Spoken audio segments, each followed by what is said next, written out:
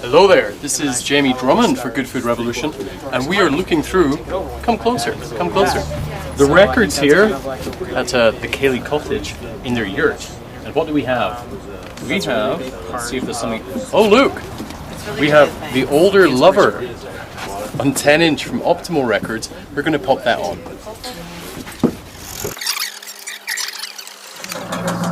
Fantastic!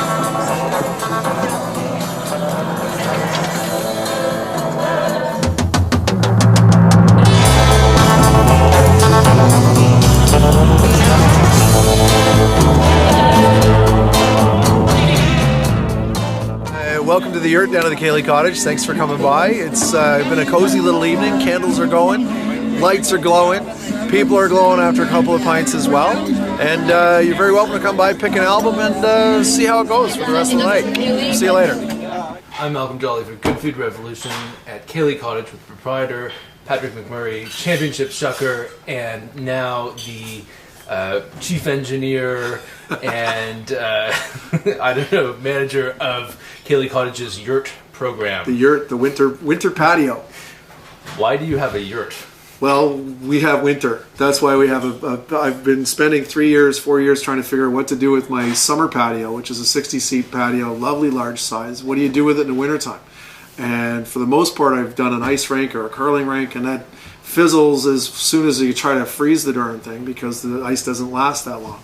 And it's hard to sell a lot of pints or dinners while people are skating around, etc. So it came down to it that I thought of, I looked actually at doing an ice hotel, the possibility of that, but the local ice producers said your biggest enemy is sunshine. It's going to melt on you before you can actually have the thing finished. And on a day like 2 days ago, it's 15 degrees out, you'd have nothing left. At $300 a block was also kind of cost prohibitive. So global warming is in fact responsible for an uptick in trade between Mongolia and Canada, because I understand that's where your yurt is from. It certainly helps. It certainly helps absolutely. For the way the yurt got here was I found it online under GroovyYurts.com. He's a lovely fella. His name's Yves, who's married a girl from Montreal, lives in Quebec, and buys from two families in Mongolia. It's a fair trade situation. They build it the way that they want to, and they charge what they need. And they pack it up and ship it over to Quebec. And he's a trucker by trade and travels all over North America, dropping these things off all over the place. So as I found it online, you could rent it, you could buy it, you could do whatever. And I knew I had about 21-foot diameter, which is what this yurt is. So we ordered one with 2 doors and a thermally insulated floor and just put it up. We had no real knowledge about how many people would fit in it or anything. I just knew that it would kind of work and it would look quirky, and so we rented it for the first winter, and we'll say, okay, we'll see how it goes. So far it's been pretty well received across the board. What's it made of? The yurt itself it's completely organic. There's not a stitch of metal in the entire thing right now that holds the whole thing together. So it's hardwoods, and I don't even know where they find it in Mongolia, but for the most part they get the wood, they create the walls and the doors and the roof structure, and then you have cotton muslin that goes over top of that, and then it's a 5mm sheep's wool felt liner, which is the insulation of the whole thing. It keeps the place windproof and very warm. Over top of that we have tieback house wrap, and that's required by most city codes to help it become more habitable for people. Most people are just living in it, but no, we're just doing this. But what it does is, tieback is a breathable, waterproof membrane, and then over top of that goes the outer canvas layer, which is very well ordained. It's got some nice little notes of blue on the white, fits perfectly, and then you finish it off. It's all tied together by horsehair rope and sinew, and that's it. And it's just sort of holds together on its own. But who's going to argue with some folks who've been doing this for well over 2,000-3,000 years, I'm sure. And it actually gets very, very warm in there. What happens in the yurt?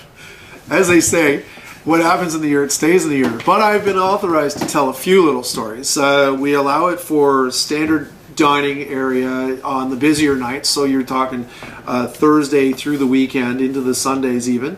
It'll be there for overflow any given time of the week. There was one Tuesday we were up to the rafters inside. We kicked the doors open, they were filled up in there, and it was a Tuesday. Don't even know why, it just happened. But we also can rent it out. Half the room is 20 people. The full thing will fit about 40. So we have some stand-up parties of 40 plus people. We've got some sit-down parties coming in of 30. But on the most part, people can pop in Thursday night on the regular night and just sit down at the table for two, provided we have enough space, and enjoy the ambiance. Candlelight is the only. We've got a couple of regular electric lights on dimmer switches to give the bass, and we've got candlelight all over the place. That provides a lot of the heat as well. And then we have a little record player in there that actually plays albums, which are vinyl. Music used to be put on this thing called vinyl, and you put it on there, you put a needle and it spins around and it makes music. And people have their choices. They get to their. It's my rule is their choice. You guys, where you got. I've gone in many a time where it's like, okay, who chose the last record? Me. Okay, you got half a song left. Who's choosing the next one? They're like, you choose. I go, no. I built the place. You guys choose your own music. So people come up, they rifle through the records, like, oh, we want Supertramp, and they put Supertramp on, and away you go. So we got a great variety. Supertramp. So it was just. We have a bunch of stuff. We don't have everything, but we have a bunch of stuff. We had some folks actually like it so much. They go, we have 3 boxes of records in my basement I've just been wanting to get rid of. Do you mind if we drop it off? So I traded for oysters. So I traded them for an oyster supper. They dropped out 3 boxes of records, and we have Jethro Tull. Is that okay? We have lots of Jethro Tull. Never mind the technical difficulties. That's amazing. That's a great deal. It worked, and it creates. Whatever happens in the yurt, it's all organic. It's not been planned. Nothing is planned in this place. We just make it up as we go along. I come up with a crazy idea, and if I get the go-ahead by a certain number of people, I can go ahead with it. Sometimes I sneak in and do something anyways, then it just sort of sticks. And so whatever happens right now in the yurt, it's sort of, we got our program, we kind of figured it out, but it's still very organic. Like whatever happens in there really kind of just happens. Depends who brings it to the table. If these people show up with a party of 15 and it becomes 27, they're all jammed in there, who knows, they're bumping into each other. I had people sitting on it's a 4-foot bench. I had 8 people sitting on a 4-foot bench. I don't even know how you do it. They're sitting on top of their laps and everything. It was crazy. But over there it's great because when you get into the door, it's a 5-foot door to get in, which is regulation size in Mongolia. You kick open the door. You have to duck your head so far down. It's like you're going into this little, I call it going through the looking glass or Alice in Wonderland thing. You go in through the little rabbit hole and you open up and voila, you're in this yurt. And it's quieter in there. It's not as frenetic even though the place is full and very warm, and it's kind of cool. What design firm did you hire for the interior?